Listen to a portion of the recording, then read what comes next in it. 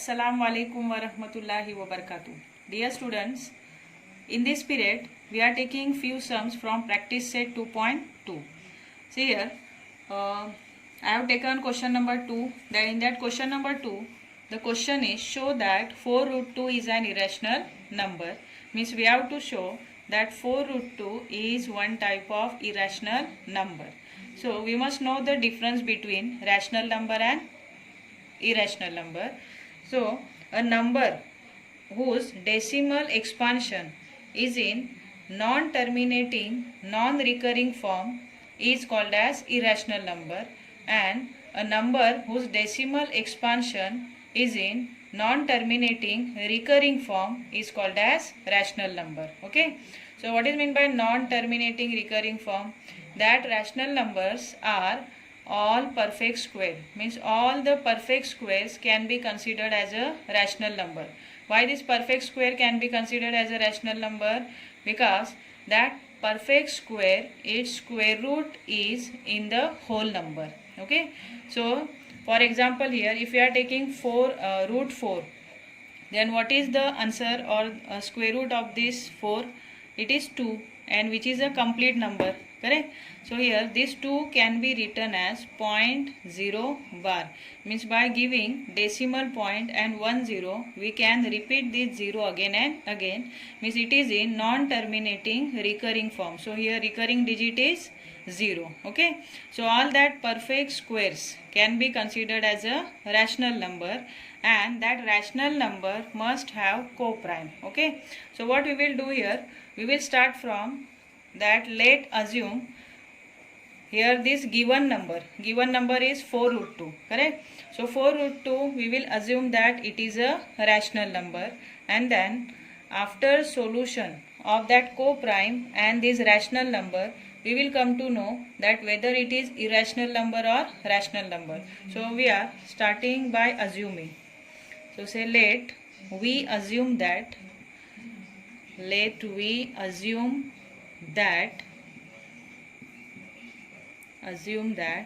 4 root 2 is a rational number. 4 root 2 is a rational number, and if 4 root 2 is a rational number, its decimal expansion is in non-terminating recurring form. Okay. So it must have its co-prime a and b. So here we are taking the co-prime of these rational numbers are a and b. Any letter you can use. I am taking here a and b.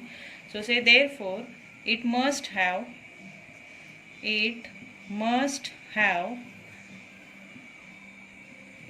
co-primes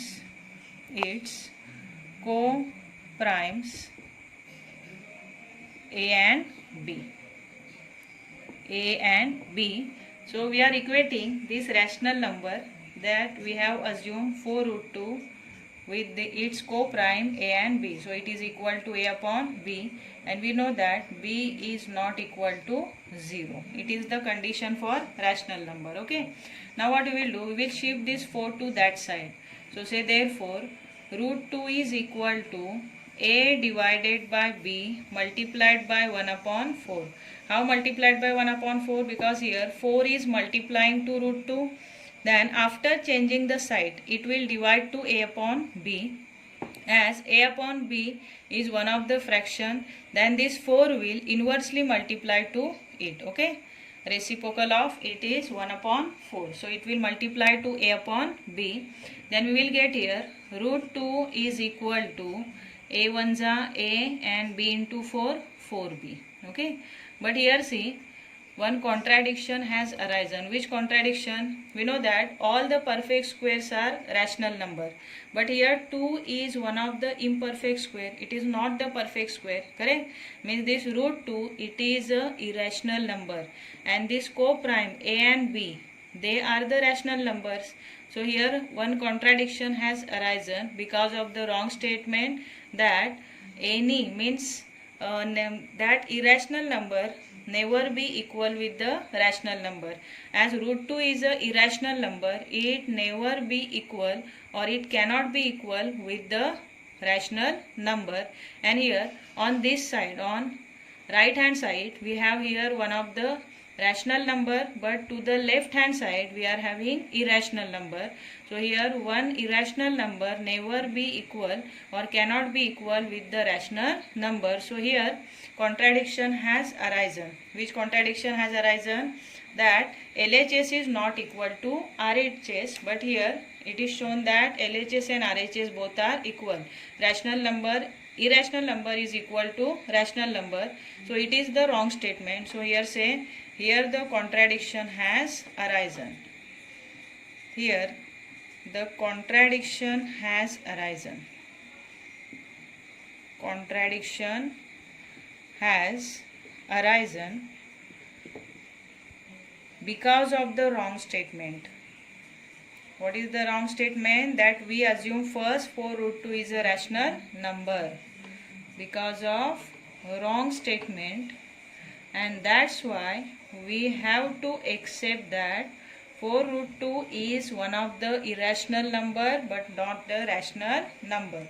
So at the end we will say therefore 4 root 2 is an irrational number because our assumption is wrong. Irrational number. Understood?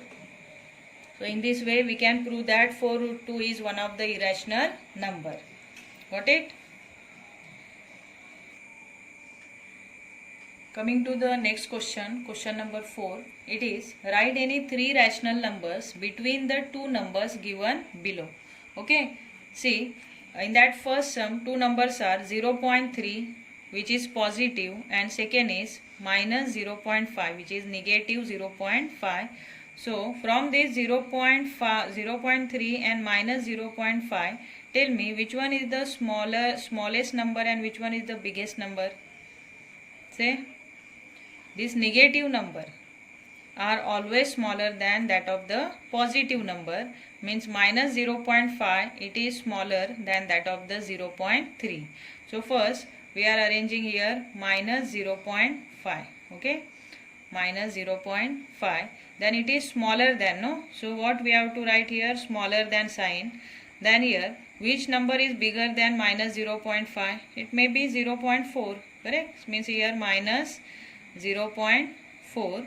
So first number we wrote, and how many numbers are asked? Total between the 2 numbers, any 3 numbers, no? So here first number we wrote. Now the next number is again, it is smaller than. It is smaller than. The next number is 0.3, which is bigger than that of the 0.4. Then one more we can write here 0.2. So 1, 2 and 3 over. Okay, now we will give dot dot dot because many numbers will come in between 0.3 and minus 0.5. Okay, and our last number, which is the biggest one out of these two, is 0.3. So that we have to mention here, that is, it is smaller than 0.3. Understood? There are different ways to write any 3 rational number between 2 numbers. So you can use any other method also which is convenient to you. Okay, so these are not only the numbers which are in between these, but there are many numbers. I mean, there are variety of numbers in between 0.3 and minus 0.5. So by using your method you can write any 3 rational number which are coming in between 0.3 and minus 0.5. Understood? Now we are taking third question, third sum. What is third sum here? One is 5.2, first number, and the second is 5.3. Okay, so what we will do, to write any 3 rational number, we will make these 2 number, both the numbers, as 2 decimal place number. So here 5.2 is nothing but the 5.20. Means by putting one more 0 to the unit place, we can make it as a 2 decimal place number. Now we are taking 5.3. So 5.3 is equal to, it is nothing but 5.30. And there are many numbers which are coming in between 5.20 and 5.31. As we know that both the numbers are positive number, the bigger number is bigger and the smaller number is smaller. So if you are taking 5.2 first, then you will have to give smaller than sign, and if you are taking 5.3 first, then you will have to give bigger than sign. Okay, so here I am taking 5.2, so write 5.2, it is nothing but 5.20. so it is smaller than will come, no, because 5.2 it is smaller than that of the 5.3. so here it is smaller than. Again next number is 5.21, so we wrote here one number, then the next number is 5.22, then the next number is 5.23. so in this way here we wrote three numbers, 5.21, 5.22 and 5.23. now you give here smaller than sign and say dot dot dot, and the last number out of these two number, biggest number is 5.3, it means 5.30. understood? In this way you can write any three rational numbers which are coming in between 5.2 and 5.3. Two more sums are there in that same question. I hope you will try it. Okay, and if you are having any doubt you can ask. Understood?